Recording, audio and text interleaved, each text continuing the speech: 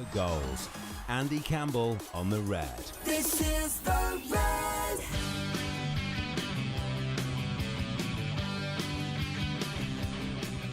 And Andy, good evening. How are you doing? Good evening, Daz. Yeah, buzzing to be back.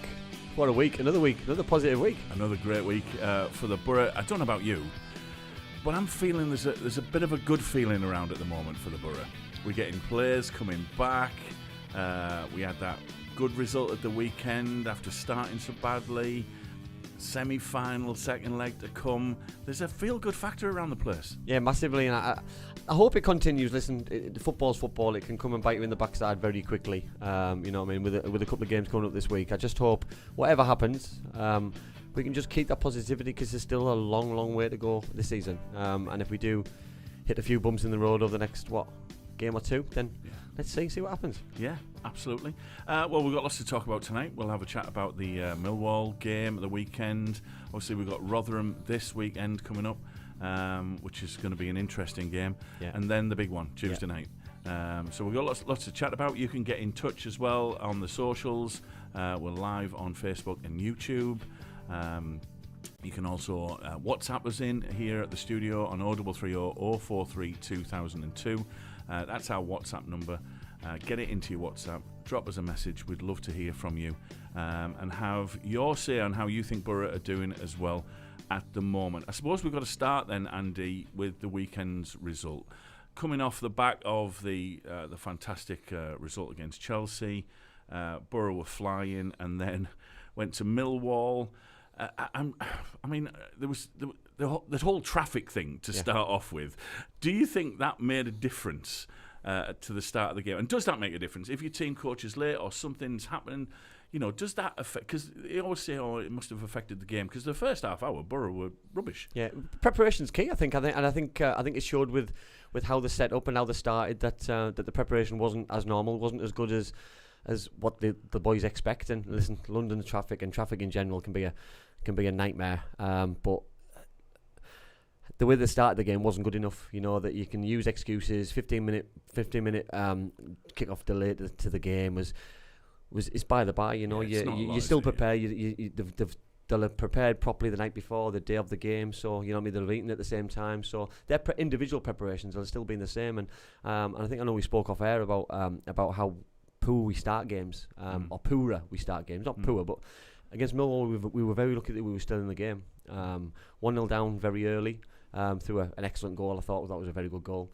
Probably should have been 2 down, if not 3, from the corner, hit the crossbar. Then another couple of half chances, but we dug in, we grit our teeth, and I think once we got the equaliser from Engel, we never looked back. And I think that's a sign of a really, really good side that you can go away from home in a very hostile place. I've been to the New Den a number of times, playing for Middlesbrough, playing for Cardiff, playing for other clubs, and it's one of the worst places I think I've endured as a footballer, in terms of hostile atmosphere. And, you know, so you know what you're going to get. You know you're going to get nothing for you. Referees are probably going to be a little bit more intimidating off a really tough crowd, and I thought Millwall give as good as what they got. You know, I think that they showed high energy levels. They got stuck in, they won battles, and for the first 15-20 minutes, we couldn't live with them. Yeah. When just going back to that about that intimidating crowd, when you are there and you know the crowd are baiting for you, how much does that affect you? Because you must hear it all, mustn't you? You must hear the you know, and I'm sure that they're not very nice comments that are thrown at you. How much does that affect you, or do you just put it out of your head? No, listen, I think it's hard to ignore sometimes, you know. I think it's easier to ignore opposition crowd because you can find it funny and have a laugh about it or to it. It's worse when it's your own crowd because I think you take it a little bit more personal. But yeah, when it was the most intimidating place I've ever had to play football, and you get the comments when you're taking the corners worse, when you're taking the throw-ins worse, when you've got to go in close proximity with the crowd is it's quite daunting. And sometimes I can see when you're a young player it can be probably even worse, you know. And I think everything what could have gone wrong at the start of that game on Saturday went wrong. You know what I mean? The preparation for the game was poor. The start was poor. The warm-up wouldn't have been the same intensity. Getting ready, everything about it just started and carried on in the same way, in the same manner, unfortunately. But they turned it around. Michael obviously freshened things up. He picked a different side. He had a few other new players in personnel, which was really pleasing. He obviously rested hopefully rested Hayden Hackney after his match-winning performance against Chelsea. Well, how surprised were you at that? Because we were looking at the team as it came out, and I just thought, hang on a second. Yeah. What after the game he'd had, making him club captain the week before, the Villa game, I couldn't believe it, to be honest. No, totally. Listen, and I'd like all the fans who are listening, all the Boro fans, to tell me if it was just me who was going mad. But at about 3:30 after they scored the first goal and we should have been 2-0 down, I was starting to think that was the worst decision of the season. It was gonna come back and bite us on the backside. It was going to cost us. But the longer the game went on, and we decided that he freshened it up in certain areas, and I thought Luke Ayling came in and did fantastic. I thought Aziz did a decent job without really setting the world on fire. Greenwood obviously came back in. All the moves and all the changes that he did make, I thought were really positive and did exactly what he wanted them to do. And I think moving forward, with the injuries coming back, we've got a healthier bench in terms of age, which looks good. We've got different options, and I think we've had a lack of options, especially when we've been in games where we haven't been winning games, or we needed to win games, and we've talked about these points being important. We've not had the options to change them on the bench, where at the weekend we did have the options to freshen up. When we're winning, it's easier because the good players to come on. When you've got Hayden to come on, you want a winner. And when you've got some other players to come on, you falls and come on, got his goals. So it's really pleasing, that we've got all these players that are now coming back at the right time. Everybody wants to play against the Chelseas of this world. Everyone wants to play towards the end of the season, so it's really good timing, So I think the future's hopefully getting a little bit brighter. And maybe that's part of that feel-good factor that we were talking about. That we've got these players come back, and I think one of the things for me this week that I've noticed is that we've been a little bit more in the press. We've had Shearer talking about us. Mika Richards was quoted. The Millwall boss who came out after the game and said, "Look, I looked at Boro's bench and went, gulp." That's been really nice, hasn't it? Other people talking up the Boro. Yeah, it's a talking point, and I think talking points are really important. I think the more noise that we get and more waves that we make, I think it can only be a positive place for the club to be in, And I think I really hope we haven't left it too late in terms of the league position and fighting for this. Looks like the one or two places, but time will tell on that one. But at the minute, we can just enjoy the crest of the wave, really, and just enjoy the moment that we're in, enjoy the games that we're winning. Listen, not many teams go to Millwall at the New Den and win 3-1 quite comfortably, but it's probably Middlesbrough all over, and that's his next player talking that will go and play against the side who seem to be everyone who's whipping boys to go and do the double on us, so we need to be really careful and prepare in the right manner that we're playing a Leicester, playing an Ipswich, playing a Leeds and a Southampton, because these will bring their own dangers, and it'll be a complacency danger, not more than a quality danger, in my opinion. I think you look down there, we banged on the door, didn't get no joy, and the goal scored from across. So goals can come from any point at any time, and my only concern is we don't get the goal, the fans will get frustrated because their expectations are higher now than probably they were 6 weeks ago, and we just need to make sure that we do the professional job, and then once that final whistle blows, then we look forward to Chelsea, because the Chelsea game for me, I'm not going to change my stance on it. The Chelsea game is not the most important game out of the two, and that's my opinion. That's my opinion as a fan, and that's my opinion as a player. That the holy grail for me is still got to be in the playoffs. We've got to get in the playoffs, and how easy that is, I know it's going to be difficult, and I know we're only one game away from Wembley against a potential Liverpool final. But for me, it's got to be our bread and butter, because we need to be playing against Chelsea next season, Liverpool's, Fulham's, etc. And the only way to do that is by getting in the playoffs, because the top two is set in stone. We'll come on to Rotherham in a second. There was just one point I just wanted to make about the Millwall game and thinking back to the Chelsea game as well, and it's about possession. In both those games, and particularly the Chelsea game, it was something like they had 70-odd%. Millwall had nearly 60% at the weekend, and obviously both games we came out on top. How much does possession matter, do you think, in the modern game now? Obviously, if you haven't got the ball, you can't score. But as a club, are we getting better at soaking up possession, the Boro, moving forwards? And do those possession stats not matter?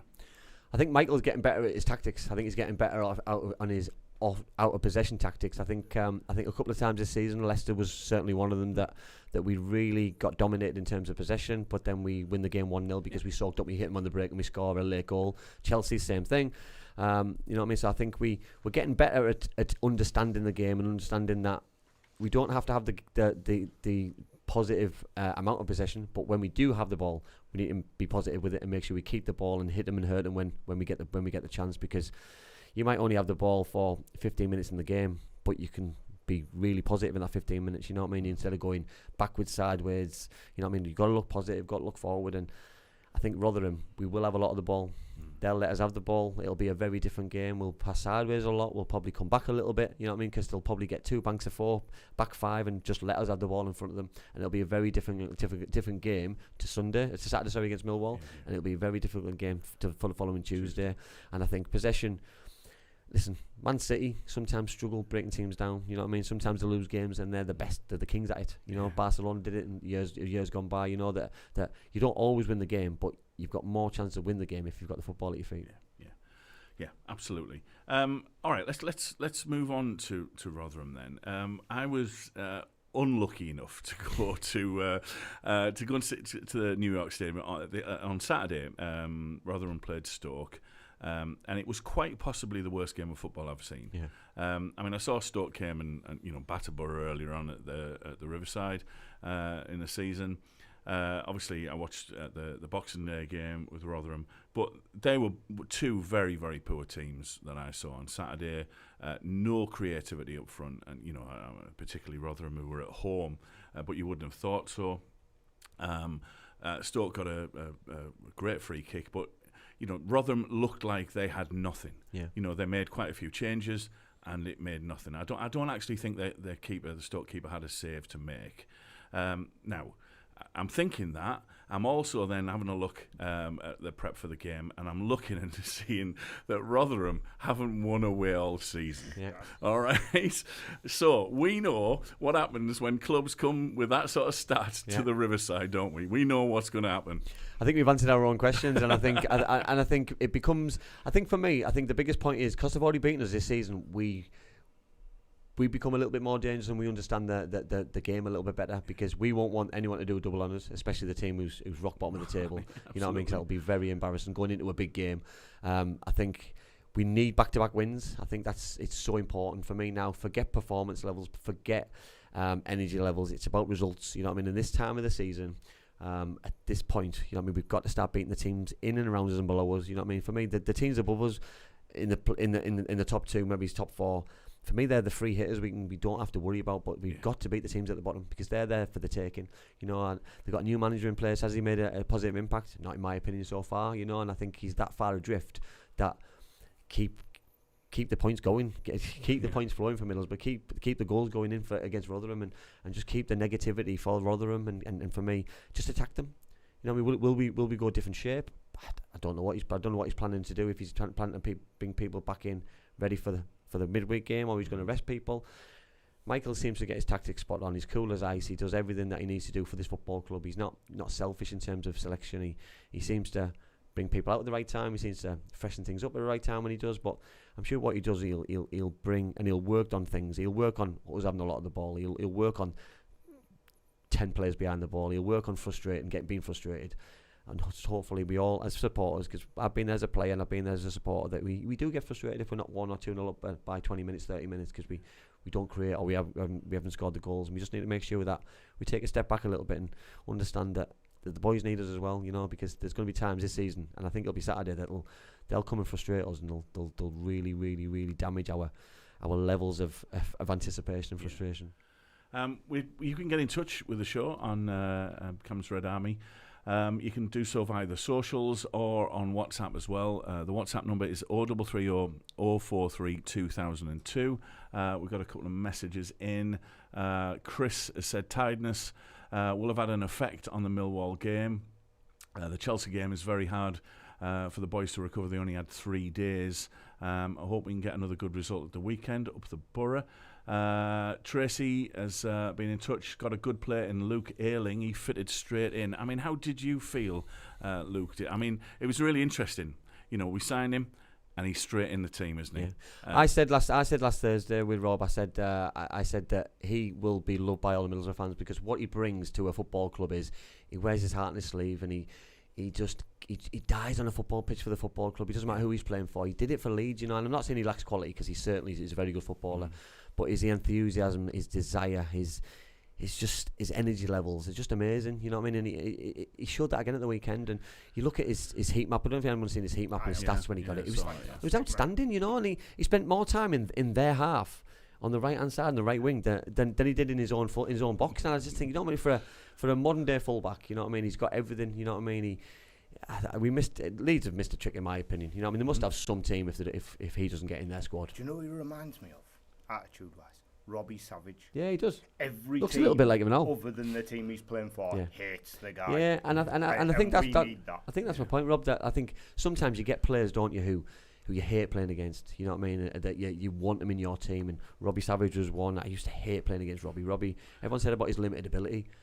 Robbie had utmost ability because he got the most out of himself. You know, and I think it's so disrespectful to say that. Where Luke's in a similar mould, I'd say that, you know what I mean, that people don't give him the credit what he deserves, but I tell you what, he's a guaranteed 7, if not an 8 out of 10 every week. Yeah. You know, there's not many wingers who get any joy out of him. You know what I mean? And he gives you that forward option as well. He's an attacking fullback. He likes to go forward. He's got positive throw-ins. He puts crosses in the box. He likes to score goals as well in the long run. So I think this can only be a positive move for Middlesbrough. Yeah, I think it's you know, and you know, I'm going to ask you the question, Andy, because bearing in mind what you've already said already about that really Saturday is more important than Tuesday. Yeah. Do we keep him in the team? Yeah, 100%. I think he's got. I think we need consistency in certain areas. I think cup tied, didn't he? When you cup tied for the cup game. That's I think true. Yeah, Saturday he needs to stay in the team. I think for me he needs to play every game for the rest of the season in the league because we need the consistency at the back four. I think he'll get a relationship with Jones ahead of him.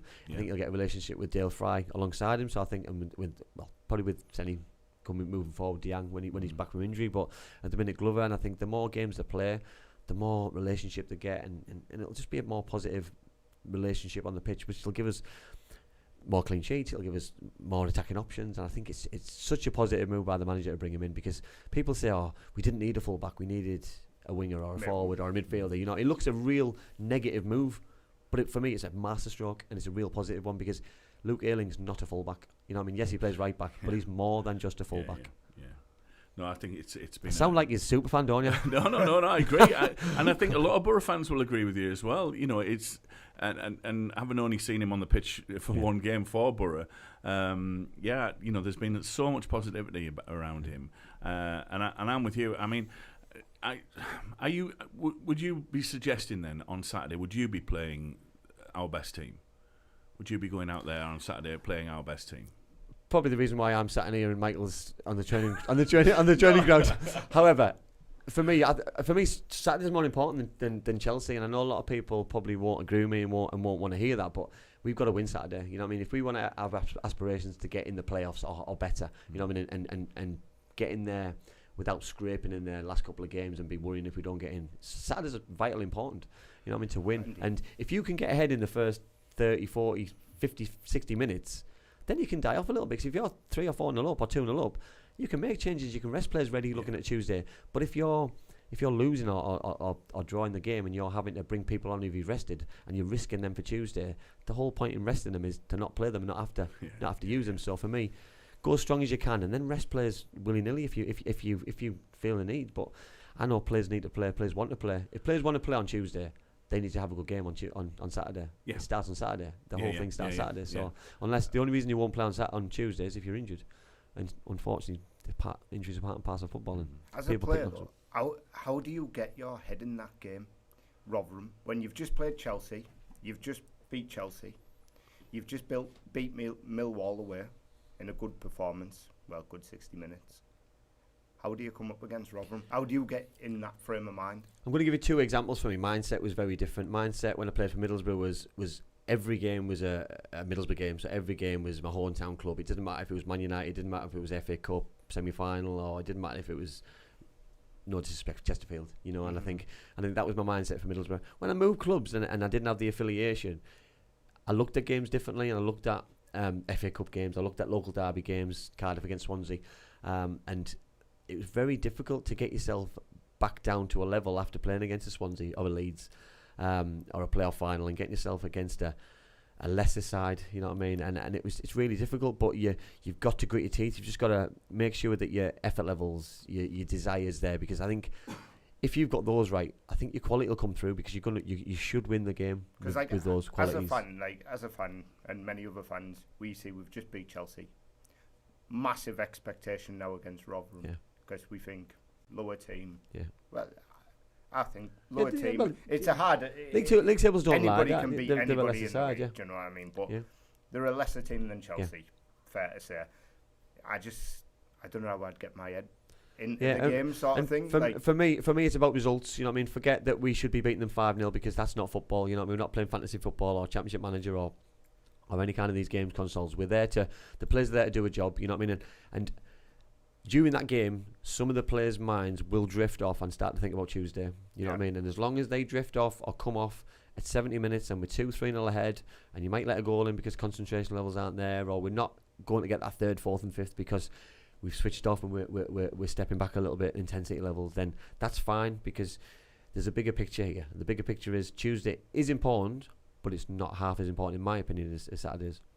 Really, this game shouldn't be important on Saturday. We should be nowhere near these playoffs. No, and nowhere near. And I think that's why this just the joy of being a Middlesbrough fan. The roller coaster of this season is just outrageous. You know how we're 2 points, 1 point, or 1 or 2 points out of the playoffs. You know what I mean? We're on Sunderland's coattails after they beat Leeds United, they beat West Brom, back-to-back games. You know how we're close to them and so many points away from West Brom. You know we should have been looking at how many points do we need to stay up out of that from League One? Never mind getting close to the playoffs. After the first 10 games, I would have looked up at Rotherham and thought, "Oh, that'll be a hard game coming here."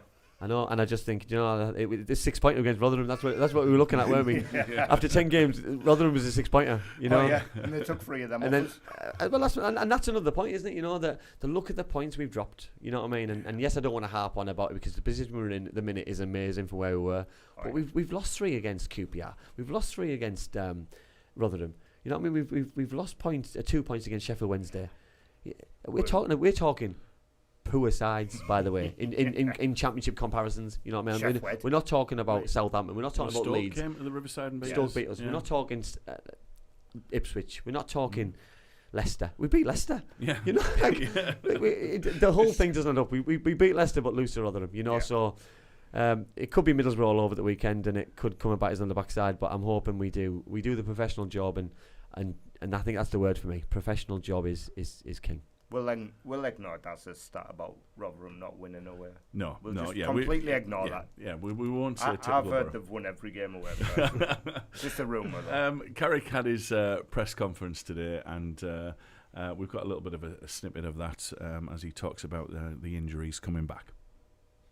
In already in the January window, how do you view the rest of it? What would you like to see happen in the rest of it? I think I'm happy with the squad we've got. I think we've got really good options. I think we're flexible. We can adapt. We've tweaked certain things and systems and slightly different ways of playing, depending on personnel, depending on opposition. So I think we're coming into that phase where we can do that in games. So the squad's getting stronger. Boys coming back fit and trying to keep the ones fit and fresh who have been part of it. So that's January. You know, I think we've built and we've strengthened it particularly well already. So whatever's going to happen is going to happen. You know, sometimes it's in our control, as I've already said many times. Sometimes it's not. But at this moment in time, I'm happy with what we got.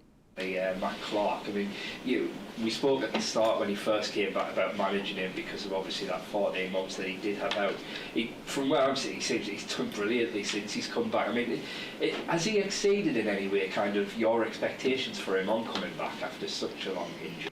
Didn't really have expectations. I think it was really open minded, to be honest, for what Clark he's gone through, and I've not seen him perform or play for a long period of time, so it was a little bit of see how he got on. There was no pressure. I said it to you a while ago. There was no pressure on in terms of timelines or level of performance. It was a little bit of just gradually take it as it comes, and he's done fantastic. Clark, he's started some games, he came on other games in tough situations and dealt with it unbelievably well. So yeah, really, really pleased for him.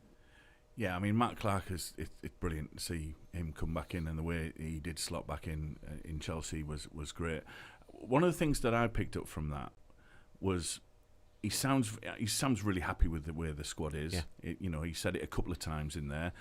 He is happy, and he's talked about the two signings that he's made. Is he saying that we're not going to make any more? I don't think you can ever rule anything out, because a player could just become available, and I think sometimes you've got to be open-minded to an option which does become available. But I think he's saying all the right things. You know what I mean? If you're a player in the squad and you don't want another player to come in to fight for your place, that he's saying the right things for a player. You know what I mean? The players are listening, thinking he's happy with the squad, or he's happy with me. You know, which is brilliant. And I think he's not panicking. You know what I mean? He's had a lot of injuries. He's got a lot of players coming back. He needs to freshen players up. He needs to keep players fresh. In his words, he's got options, and he's going to get more players back with options. And he talks really positively about Matt Clark, which is really nice. And for the player, it must be amazing to hear your manager speak that well, like that highly of you. You know. And I think as the players trust Michael, and the players trust his process, and if he doesn't and they don't play, there's a reason and a methodology behind it. It's not that you're not playing, you know what I mean? It's not back in 1997, 1988 where you're not playing very well, so you dropped. You know, there's no resting. You know, there's no rotation. You know, you didn't play very well. You didn't play, and you weren't good enough. You weren't in the manager's plans or thoughts. But now we have that bigger squads that we have to freshen things up. We have to give people opportunities, and we have to make sure that the workload is looked after. Listen, there's some key areas where players have played minute after minute, every single minute of every single game, and those players, Dale Fry for example, you know, who's fantastic, they're brilliant, and they're probably now ready to play the full seasons. You know what I mean? Whereas past seasons they picked up injuries because they're probably overplayed. You know, but our best player yeah, Chelsea. but I think these players now. I think every team needs those kind of players. You know, I mean, Johnny Howson did it, Ledbetter did it, Dale's now doing it. You know, what I mean, Hayden's done it. You know, what I mean, yes, he came out the weekend, but he's doing it. You know, what I mean, he's a young player, and any player who comes with that stigma of that they're the main player, it's brilliant for everybody around them, because everyone knows the jobs and they have a real key role to do in the group. I think you've just hit the nail on the head there with Michael. He seems as though he's a brilliant man manager. He does. And things like that in the press. You know, sometimes you listen to his interviews and he doesn't give much away, does he? But what he does do is you sense that he builds this, I don't know, this feel good thing. You know, even after a loss, you know, he's praising the players, and you know. It's no surprise, again, this week, you know, Palace were rumoured to be in for him. You know, Palace were on an absolute stinker of a run. You know, he is such an important part of our development at this time as a club, isn't he? Yeah, listen, I think he's had the best education as a football manager at Man United under Sir Alex. I think he's obviously got tweaks from different coaches for different sessions, and just the way that you can just handle players, you know. That I wouldn't really say Middlesbrough have got any big players in terms of characters, egos, you know what I mean, but they probably are, you know what I mean, they probably are, but Michael's big enough character himself that he's been there, he's wore the t-shirt, he was probably one of those characters at times and moments in his life that he's had a conversation with a really important manager, that he understands that those conversations have to be had, you know, that his press conferences is just amazing, so refreshing. He's ice cool. He never seems to be flustered, even when we'd lost the 10. That never bothered him. He sounds exactly the same now after beating Chelsea and beating Millwall than he did when we were losing 10 games. So, you know what I mean, he doesn't feel the pressure, you know what I mean, he's there. He seems like he's really enjoying it, you know, and I think I'm going to compare him to the Steven Gerrards and the Frank Lampards and those guys who've been in the similar mould as a player. They went in to do different roles. He seems a very different character. He never seems under pressure, you know. And I've seen other young managers who've been top players lose it a little bit. So far, I've not seen him lose it. Probably the only time I've seen him lose it on the touchdown when we played Coventry away, Sky, start of the season when he got a yellow card. And he was a little bit lost his composure for a moment on a decision, but in the heat of the moment on a game, that's different. In a press conference, he's been ice cold, and I think that's so important, and the players respond from that and reflect from it. And I think shows on the pitch. Players respond the way that your manager does. Something I feel is quite good is you don't see any squad player moaning about not playing week in, week out. No, I and you totally do agree. from other teams. Yeah. He's probably, I would say, the best squad manager in the league. There's nobody that can compare. He seems to keep everyone happy. Everyone's raring to go. There's no like moaning about not playing this game but playing that game. It's really good. He's got a good atmosphere. He's really good, and I think listen, I love that he's doing well. I love that he's got himself on this pedestal and people are talking about him, but we don't want to lose him at the same time, you know. So it's that chicken and egg situation that we want him to do really well, but we don't get in the playoffs or we don't get that holy grail and get promoted. That he's got ambitions, you know what I mean. He's a young football manager who wants to manage at the top and the best level he can, and I'd love him to stay here for a long time. I'd love him to get us where we need to be and push us forward. He's a North East lad. He knows what the North East means to the supporters, but I don't want him to not do well, because that means the club hasn't done well, you know. So it's a really difficult situation. We need him to do just enough. Yeah, just enough to get over that line at Wembley in the playoff final. Yeah, just enough. You can get in touch with Cam's Red Army on WhatsApp 0330 043 2002. Dan's done that in Colby. He's been in touch to say he agrees with you, Cam, that this weekend's game is much more important than the Chelsea game. Thanks, Dan. Getting in the Premier League. We've had a few more messages up on Facebook. Daniel agrees Rotherham is the most important game. He says, Ian, I think it was when we were talking about possession, the most important stat is the full-time score. You know, that is true. Just on the comments, Daz, about the game being the most important one. It's the most important one because it's the league fixture and it's the next game. You know what I mean? At 10-5 on Saturday, Chelsea becomes absolutely massive. By the way, so don't be fooled by what I'm saying. At 5-5 on social media, I'll have retweeted, I'll have shared. Well done, 3 points. Chelsea. That has got to be the focus, and I think you've just got to make sure that the next game is the most important game, because the old cliche, take one game at a time, you know what I mean? But the next game is the most important game. With the injuries that we've had, how refreshing the league table looks, how refreshing the whole outlook of the town looks, the positivity we spoke about, you know what I mean? Everything at the minute is looking really good. But you don't get a positive result on Saturday, you get knocked out on Tuesday. The whole outlook next Thursday on the show, we're talking a different animal. You know what I mean? That is the joy of football. Yes. It's the lack of empathy in football, unfortunately, but that's just why we love the game, I guess. Yeah, absolutely, it is, and it's why we keep going and we keep going back to support them. Mohammed said, "Hello guys, hopefully we beat Rotherham. Carrick's happy with the squad, but do we need to sign more players? We need a goal scorer badly." Well, I'll come on to that in a second. We'll come back to goal scorers in a sec, if that's all right. Mohammed has also mentioned about Luke Ayling. What a great signing he is. Daniel says, "Why don't we gamble on Longstaff from Notts County?" A few people mentioned him. Listen, he's got a good pedigree in terms of what he's done at the levels he's done at. I'm not going to sit here and be disrespectful about it, because the hardest thing in the world is to score goals, you know, at any level. Yeah. He's done it in the National League, he's done it in League 2 in abundance. He's got bags of energy, he's got bags of quality. The Championship is another level. Yeah. The Premier League is another level. And my only concern is the amount of money it would cost us to make that gamble.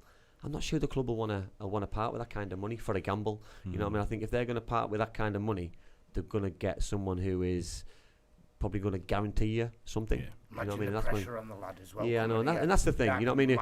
If we were top of the league and creating loads of chances and there's no pressure, it's not a gamble. You know what I mean? My issue is I wouldn't want to put too much pressure on a young player. You know, he's he play for? I think he's a local lad as well, isn't he? Yeah, he lives around the corner from me. Yeah. His mum and dad live around the corner from me. My sister went to school with him, but like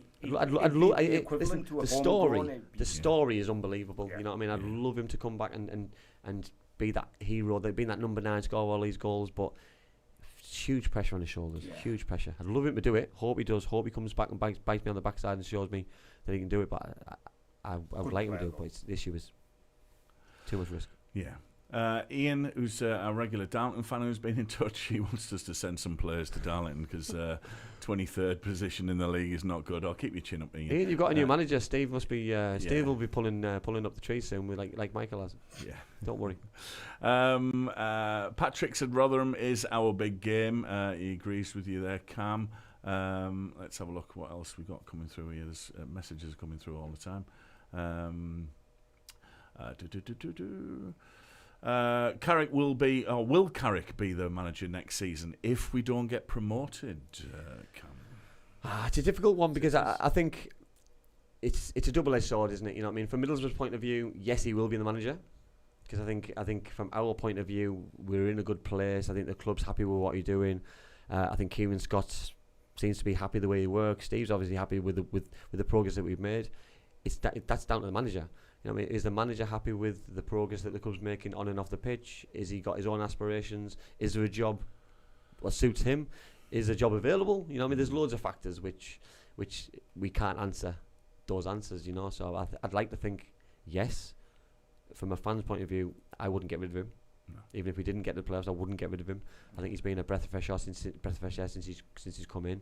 But he's obviously going to have his own ambitions and aspirations, I guess. Yeah, and I think there was, I think we talked about it on here, and we certainly did on the North East Football Brekkie show. When we were having that really tough run, the question that was raised about him was, does he have enough experience to dig us out? Yeah. And I think he surely has. Yeah. Listen, you don't go all them defeats. You know what I mean? You don't lose 10. No. Have a really poor start of the season and not panic and not have the qualities that he's got himself and his staff around him. Listen, it's not just Michael. The people he's got around him, he's been very clever in terms of who he's got around him. People he trusts, people he can lean on, people he can believe in. The connections he must have outside of Middlesbrough that he can pick a phone up and dig into. I think he's been really clever and he's shown his qualities. He's not just a highly skilled individual who can win games. He can dig in when he needs to and show a bit of character, because he's had to do it as a player. He's had to do it when the chips are down and he's struggling. He's up against it. He did it as a player, and I think as a manager he's shown that this season as well. Yeah, no, I totally agree with you. All right, a couple more comments. Patrick, we should go for Kiefer Moore. Kiefer's a good player. I like Kiefer. I obviously seen Kiefer, a lot of Kiefer at Cardiff. Obviously went to Bournemouth. I think he's a proper number 9. I don't know if he would suit the way that we play in terms of when certain he would be like for Coburn. But when Josh doesn't play, we play like a Lath. You know what I mean? Obviously Kiefer's if he's going to come, he's going to come to play. You know what I mean? So if he's going to come to play, we have to make sure we put a lot of balls in the box for him. My only concern is when I've seen Josh play a lot, we don't put the balls in the box as much as we should do. No. So if we're not going to play to Josh's strengths, what's the point of bringing in a player who's going to have a bit of a price tag on him? His wages are going to be quite hefty in terms of Premier League. But I am a big Kiefer Moore fan, to be fair, and I think whoever gets him in the Championship, because I do believe he will go to the Championship, someone's going to get a top player. Lucky, yeah. A couple more then. Torger, sorry if I've pronounced that incorrectly. I wish the Riverside would fill up this weekend, like versus Chelsea. I mean, that atmosphere at Chelsea was when Chelsea came was pretty amazing, wasn't it? But the 12th man are calling again for fans to bring their scarves. I think they're wanting that to be a regular occurrence to get that atmosphere for the run-in at the Riverside. I mean. That 12th man, I mean, the virtual 12th man for the Chelsea game was so important, wasn't it? I think players need supporters. Supporters don't understand the importance of the role that they play in a game. You know, that when players are tired, you know what I mean, it gives you that extra 10-15%, you know what I mean? You get the players over the line. You play a huge role in what you do on a Saturday and on a Tuesday night, you know what I mean? You're so important to a football club. You're so important to a footballer, collectively and individually. You can get that extra level of performance, extra kilometre in running in distance, you know what I mean? You don't understand how important you are, and the players I know really appreciate, especially Tuesday. They'll appreciate it again. You know, I mean, the travelling fans have been immense all season. The amount that we take away is silly. Yeah.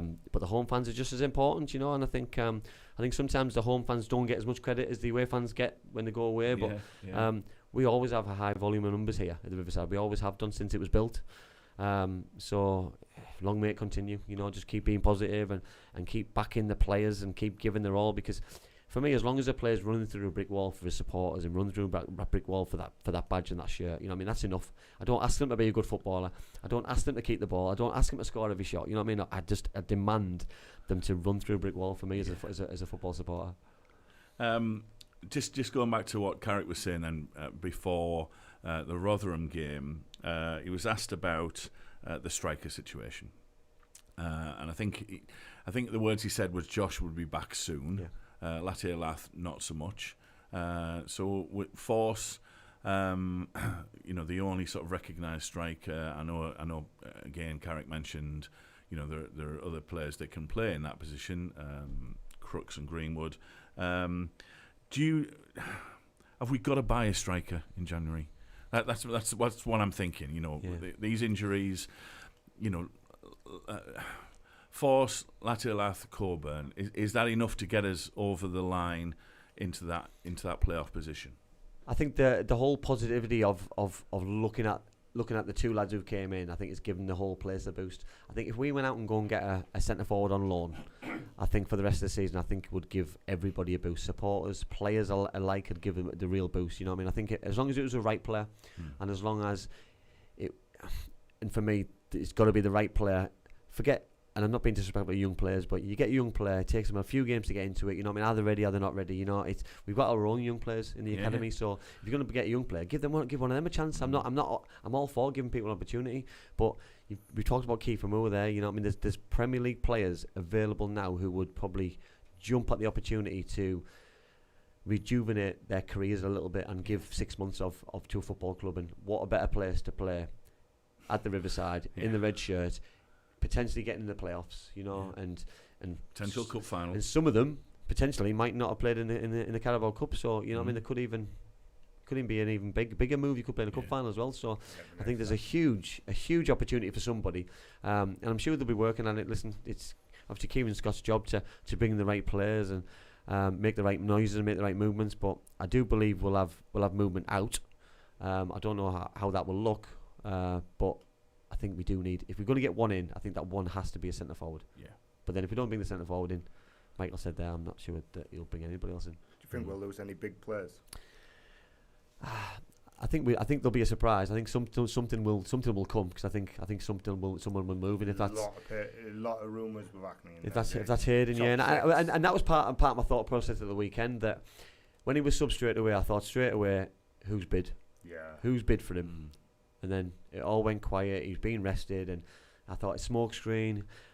Listen, I don't want the boy to go. He's made huge strides at this football club, and you go to a Premier League club, you don't play. It's a little bit of a backward step, but he's also got aspirations to play at the highest level and playing with the best players. He's playing in England under 21 with the lads from Liverpool, so he's going to want to play, So it's a difficult one. It's a catch-22 situation. Yeah, and but for the club, if there's an offer that we can't turn down, we can't turn down. We're not in a position at a football club anymore that we can battle with those kind of offers and turn those kind of things down. The clubs are run as like a business, and sometimes the business model works when you cash in sometimes. Yeah, well, we've seen it this last year. The profits that we got from the sales that we made, kept us afloat in this last year. The figures have just been out this week, aren't they? Hackney. We talked about this on the Football Breakfast. Brilliant. He's just won the North East Footballer of the Football Writers Player of the Year, beating Lewis Smiley, Jack Clark, which one in the face for the Geordies and the Mackhams there. Love that. I think he is crucial to our running. And I would only want to take 30-40 million for him, so that we can go and maybe get a striker or maybe another young player like him, or bring another young player like him through. But it's a really tough one, isn't it? Because if we wait, if these bids are whether to be believed, if we hang on and say, all right, we'll give them to the summer, are we going to be there? Could we use that money now to get us to us there? And I think that's the risk. It's a risk and a reward. That we've worked tirelessly to get Hayden where he is in terms of his levels, his performance levels, the way that he handles himself as a footballer on and off the pitch. The club's worked wonders with him. But sometimes you've got to make those tough decisions. You know what I mean? Sometimes the player might not like it, but it's a business decision, and if that's the decision which gets the club over the line in the playoffs, if somebody told me that we had to sell Hayden Hackney, but we were guaranteed a playoff place this season. Sorry, Hayden. I love the boy a bit. I think he's a top footballer. But it's win-win for everybody then, isn't it? Because Hayden gets to go and play in the Premier League, and we get to potentially get in the Premier League. So and that's not being disrespectful to anybody, but it's just listen. The club comes first before any footballer. I remember about 6 months ago, we were having the same discussion about Akpom. Yeah. And then look at the start we had. Look what we're talking about now. Yeah. We need a striker. Yeah. Where do you get him from? It's so. I know I was saying, if 30-40 million sort of bid comes in, you have to sell him. But there's more people. How do you replace? There's more people ready available now during the season than there is in the summer. I think the price tags in the summer go up a lot more. I think people are less likely to let you have their player because they're not sure how their own season's going to pan out. But like now, there's a lot of footballers who are frustrated that they're not playing. You know what I mean? They've had to wait for the window. The window's now open. It's not open for too long. People are starting to get itchy feet and thinking, am I moving, am I not moving? This is the time now in the next 7 days that it's going to be really interesting who does move, because we spoke about Kiefer Moore there. He's just one of probably a high level of players who, if he doesn't move now, he's probably never going to move, because he's just stuck until the end of his contract, because it's such a shame that players don't get the opportunity to play, you know what I mean, and play regular football. Because I met the man when he was at Cardiff. He loves his football. He's very, very educated, talented footballer, but he wants to play, and the only reason he got his move to Bournemouth was because of his abilities on the pitch for Cardiff City. So how you can show that you're a good footballer without playing on a Saturday and a Tuesday is beyond words, really. Yeah, absolutely. And just before again, I just get your predictions for Saturday. Riley McGree, Sammy Silvera, they're through to the next round. Yeah, the knockout stage. They won 1-0 today, didn't they? Yeah, over Syria. They both came on in the 57th minute, which is great. How much are we missing those players, do you think? I think Riley, for me, I think hopefully as long as he stays fit and healthy when he's over there, I think he'll come back and he'll be a breath of fresh air for us, because we've missed him quite a lot. I think Sammy's been hit and miss in terms of playing. You know what I mean? Listen, everything was brand new for him coming in. It was a really difficult situation for him, because he came in, he played a few games at the start. We had some really negative results, really negative performances, and it probably coincided with a lot of pressure on him, and looked like it was his fault in terms of when we lost games and we didn't play well. But I think when they both come back, it'll give us some more options. It'll give us some other chances to rest and save other opportunities, and just have different avenues of threats, really, because they both give us different threats. Sammy's got full of pace, bags of energy. Riley's got the skill levels to unlock any door I've seen in the Championship. Yeah, I mean, we need them back, don't we? But obviously, good luck to them. Get knocked out. Yeah. Yeah, we're selfish, actually. Yeah, it's not good luck to them. I'd forgot they'd gone. Not good luck at all. I seen the beat Syria today one, because they both came on and they scored straight away, and I thought, that's how it looked. Just get beaten, they can fly back. Yeah, we'd have had him for the weekend. All right, so just before I get your prediction for the weekend, Andy, we've been asking the Boro fans as well for theirs. Andy says 3-1 to the mighty Boro. Keith said 5-1 Boro. Becky says they're our bogey team, but come on, Boro. Fran 3-1 Boro. Michael 3-1 Boro, and Amy's going Boro 2-1. What are you thinking, Andy, for the weekend? There was a bottle comment there though. It was who said it was a bogey side, but didn't give a Becky. Becky, come on, you didn't give a prediction. You can't just bottle it. We'll win. We will win. I think the consensus there was that we're going to let a goal in, isn't it? Yeah. Let a goal in. It's a given. I'm going to go 3-1. I'm going to go 3-1 Middlesbrough. I think we'll score goals. I think we'll be 3-0 up, and I think they'll score when we make changes and we kill the game a little bit and take our eye a little bit off the ball. Yeah. And Patrick is also, he's gone for 2-0 Boro as well. Clean sheet. Yeah, Torger as well has gone for 2-0 Boro. Yeah, I mean, we need to get the 3 points. That's the bottom line. We do, yeah. Listen, it's not about results. It is about results, not about performance. It's about win, win, win. Win at all costs now. You know what I mean? This is if you need to perform in any one of those games, the performance levels is the Chelsea game. Because that's where you're gonna have to raise your performance. You know what I mean? Saturday's all about winning the game of football and just gritting your teeth and getting over the line. And getting further up that, closing that gap. Closing that gap. In the table, which is so tight. I mean, have you ever known it this tight? No, in terms of a championship, it's unbelievable, isn't it? It's madness, and listen, I'm sure Sunderland play tomorrow night against Hull as well. So yeah. Already there's a game before us. Already there's going to be a potential gap. You know what I mean? So what you can't afford to do is not close it. So I think that's a huge game in terms of up there in the championship. Yeah, well, Sunderland are on 40, aren't they? Hull are on 39. We're 39. Yeah. So someone's got to give in that game. Yeah. Watford are 39, Coventry 40. Then there's that gap into West Brom that are 45. Then there's Leeds 51, Southampton 55, and when you talk about weekends and you talk about that game on the Friday, listen, I think it's going to be a really good game. I know a lot of Sunderland fans who are looking forward to the game. It's going to be a good test for them. But listen, either Sunderland, Hull, or both are going to lose points at the weekend. So what we can't afford to do is drop any points. We need to make sure that we get our points, look after, keep our own house in order, and make sure we close the gap on one, if not both. Yeah. All right then. Let's move on to Tuesday night then. We're at 5 o'clock on Saturday, right? We've just got the 3 points, like you say. We then start thinking about Chelsea. What are we thinking about Chelsea? Because I mean, you were there at the Riverside that night. I mean, the atmosphere was absolutely electric. I mean, we played out of our skin. We rode our luck as well, but we did what we needed to do. Yeah. We got a goal to take down there. We've not beaten them down there for whatever, it's since the 70s or. So we've got our goal to go down there. Everybody knows Chelsea weren't on their game. All the criticism they took about the chances that they missed. What's your heart telling you, Andy, about Tuesday night? My heart's telling me one thing, my head's telling me another. It's going to be, both are telling me it's going to be an extremely difficult game. You know what I mean? There's going to be nothing where a lot's going to go for us. I think we need to really dig in. We need to make sure our tactics spot on.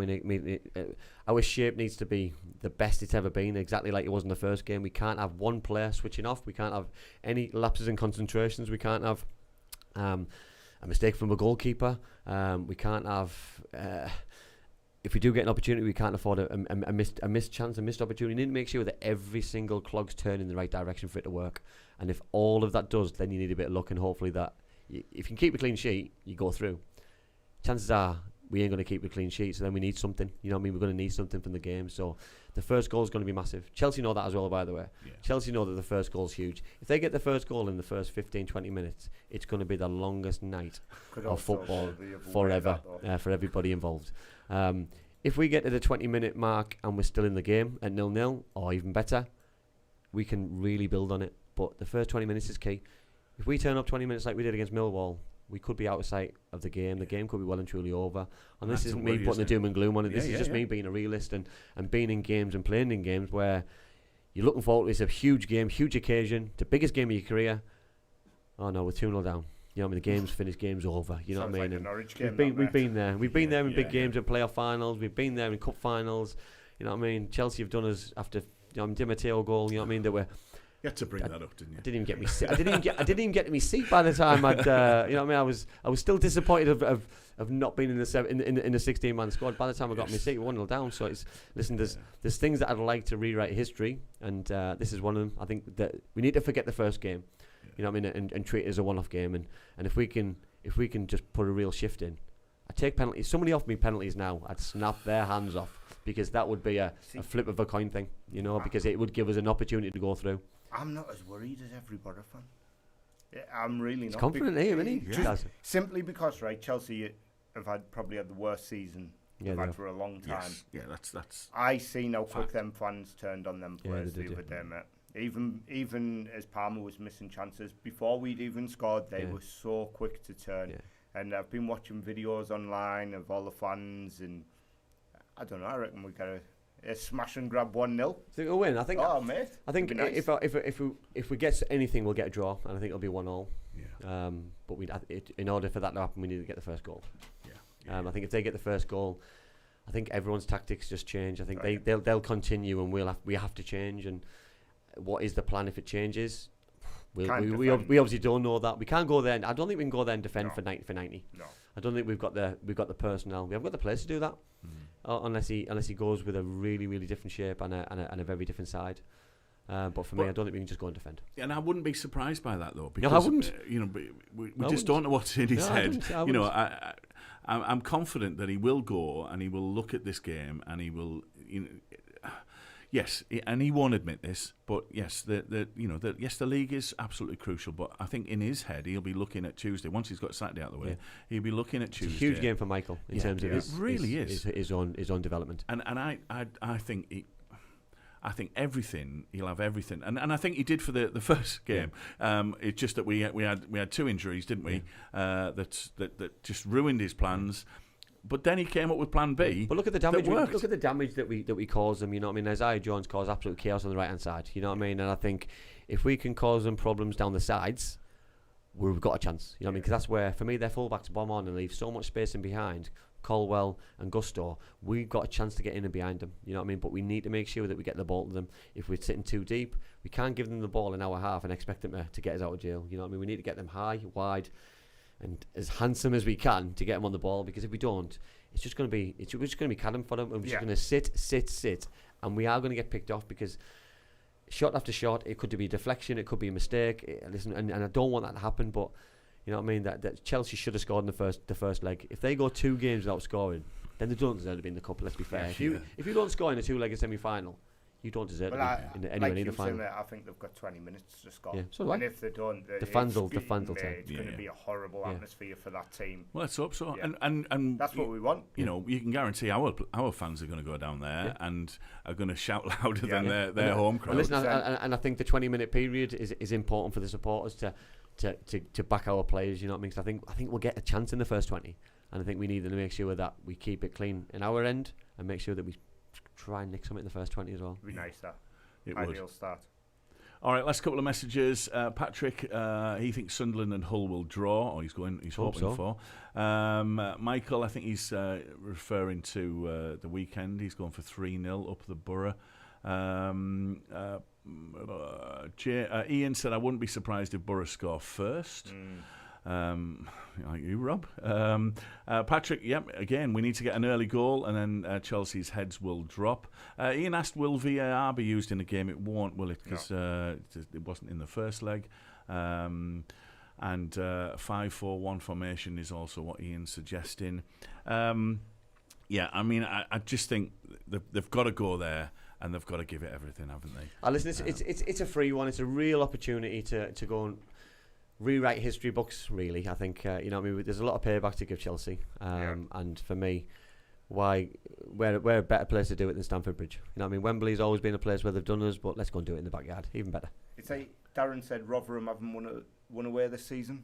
Yeah, there's we haven't beat better start ever. We haven't beat the Stamford Bridge ever. The footballing gods have got to be on our side. One time. So we're going to lose against Rotherham and beat Chelsea away. Brilliant. Well, I mean that would be typical Boro, wouldn't it? I'd take that. Andy, have a wonderful weekend. Will do. It's going to be, these next 2 games are crucial in our season, aren't they? Thank you for being here. I'm really looking forward to next week to digest it all. Me too. Give us a prediction for Tuesday night quickly. Heart 1-1, head 2-0 to Chelsea. Right. Well, here we go. Up the Boro. Thanks, Andy. Have a good night. Andy Campbell on the Red. This is the